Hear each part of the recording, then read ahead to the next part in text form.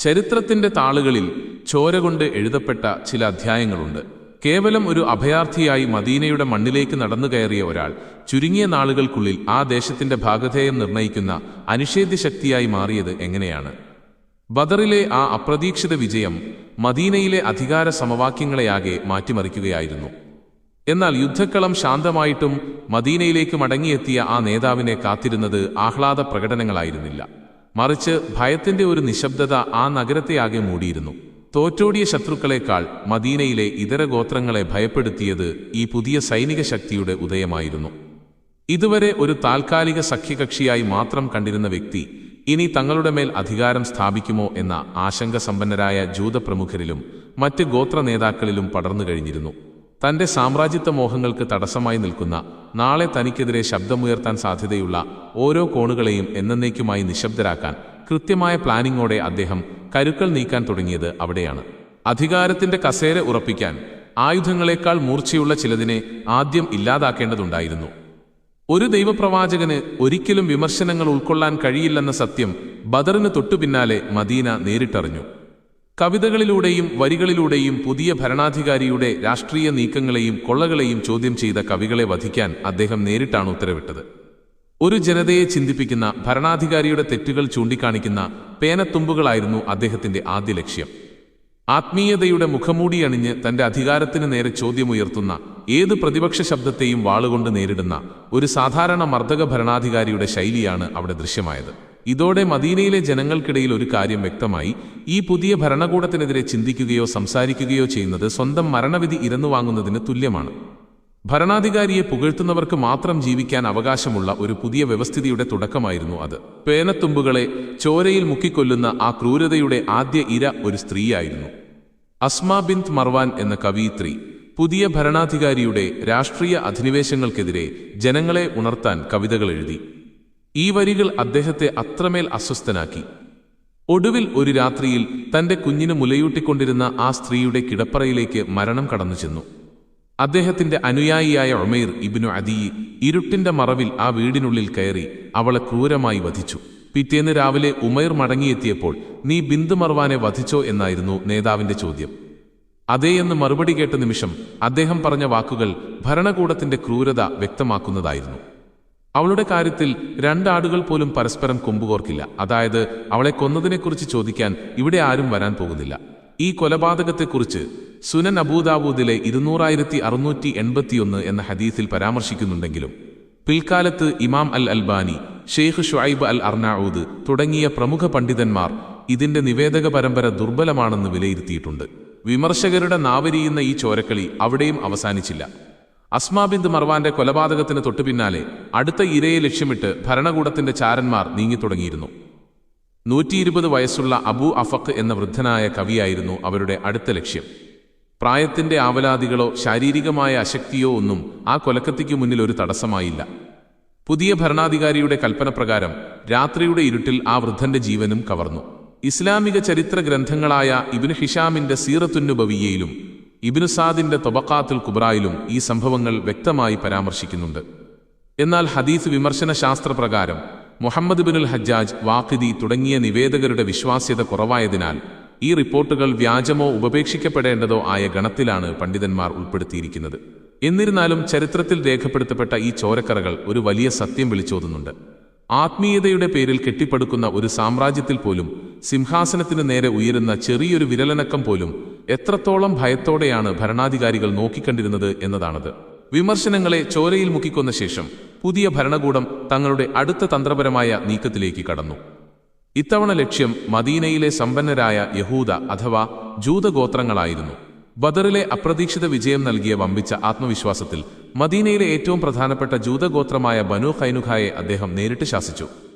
വിപണിയിൽ വെച്ചുണ്ടായ ഒരു ചെറിയ വ്യക്തിഗത തർക്കത്തെയും കരാർ ലംഘനത്തെയും മുൻനിർത്തി അവരുടെ കോട്ടകൾ മുസ്ലിം സൈന്യം നാലുപാടും നിന്ന് വളഞ്ഞു. നീണ്ട 15 ദിവസത്തെ കഠിനമായ ഉപരോധത്തിനൊടുവിൽ ആ ജനതയെ മുഴുവൻ മദീനയുടെ മണ്ണിൽ നിന്ന് നാടുകടത്താൻ അദ്ദേഹം ഉത്തരവിട്ടു.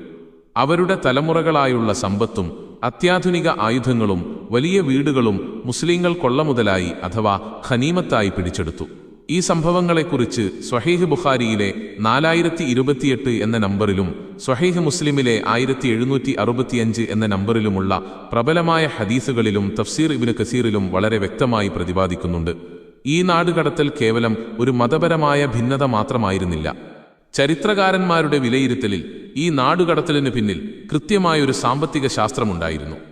ബദർ യുദ്ധത്തിൽ നിന്ന് ലഭിച്ച കൊള്ളമുതലുകൾ തീർന്നു പോകാറായ ഒരു നിർണായക ഘട്ടത്തിലായിരുന്നു പുതിയ ഭരണകൂടം.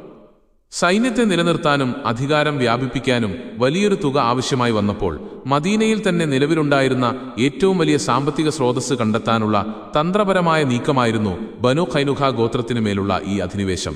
ഇസ്ലാമിക പക്ഷത്തു നിന്നുള്ള ചരിത്ര വിശകലനങ്ങളിൽ മദീന ചാർട്ടർ എന്ന സമാധാന കരാർ ലംഘിച്ചതിനും വിപണിയിൽ വെച്ച് ഒരു മുസ്ലിം സ്ത്രീയെ അപമാനിച്ചതിനുമുള്ള നിയമപരമായ ശിക്ഷാ നടപടിയായിരുന്നു ഇത്.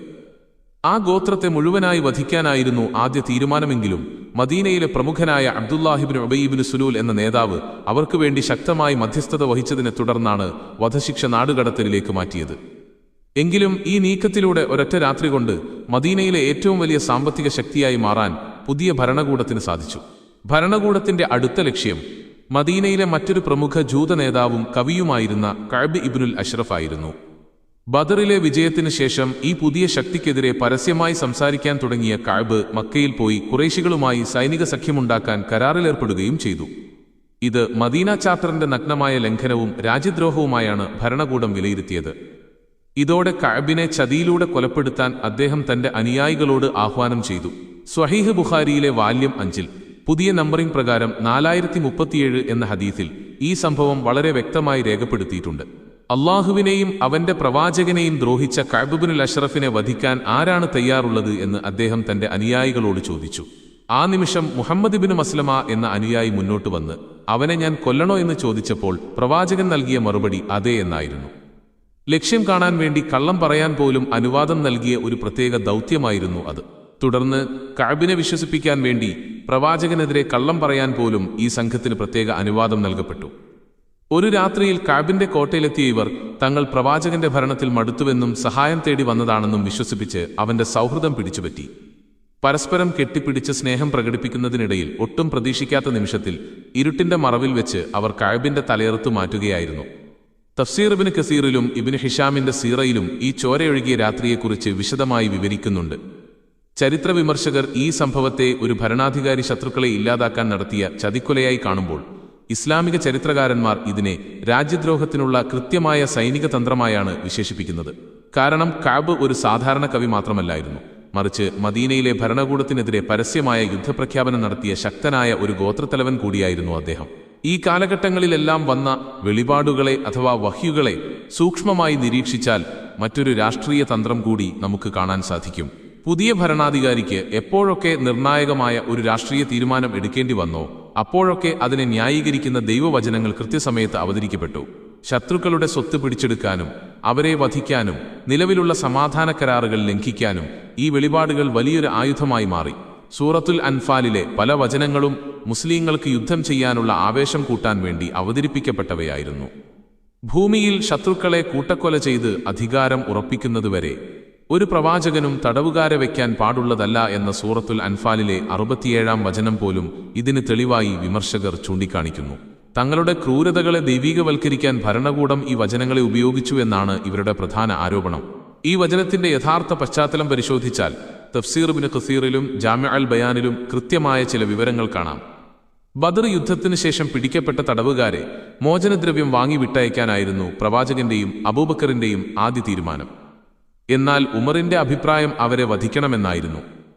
ഈ ഘട്ടത്തിലാണ് ആ ദൈവവചനം അവതരിക്കുന്നത്. ഒരു പുതിയ ഭരണകൂടം അതിന്റെ നിലനിൽപ്പ് ഉറപ്പാക്കുന്നതിന് മുൻപ് വെറും സാമ്പത്തിക ലാഭം മാത്രം ലക്ഷ്യം വെച്ച് ശക്തരായ ശത്രുക്കളെ ജീവനോടെ വിടുന്നത് തന്ത്രപരമായ വലിയൊരു പിഴവാണെന്ന സൈനിക തത്വമാണ് ഈ വചനത്തിലൂടെ നൽകപ്പെട്ടതെന്ന് ഇബ്നു കസീർ വിശദീകരിക്കുന്നു.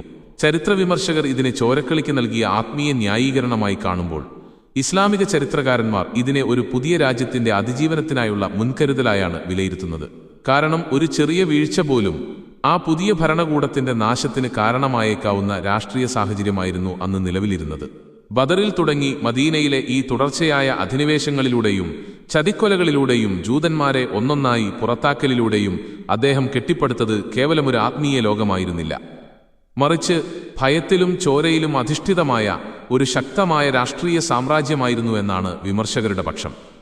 തന്റെ വ്യക്തിപരമായ താൽപ്പര്യങ്ങളെ അള്ളാഹുവിന്റെ അലംഘനീയമായ കൽപ്പനകളാക്കി മാറ്റാനും തന്റെ എല്ലാ സൈനിക നീക്കങ്ങളെയും വിശുദ്ധ യുദ്ധങ്ങൾ അഥവാ ജിഹാദാക്കി മാറ്റാനും അദ്ദേഹത്തിന് വളരെ പെട്ടെന്ന് തന്നെ സാധിച്ചു.